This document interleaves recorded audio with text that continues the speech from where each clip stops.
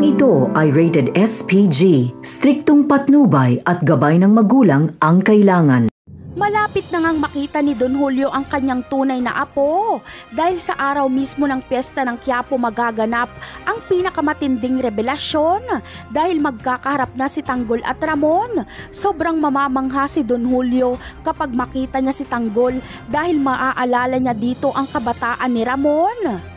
Samantala, ang araw ng piyesta ng Poong Nazareno ang itinuturing na pangalawang buhay ni Ramon. Ito kasi ang araw na muntika na siyang mapatay ni Rigor, ngunit binigyan pa siya ng Diyos ng pangalawang buhay.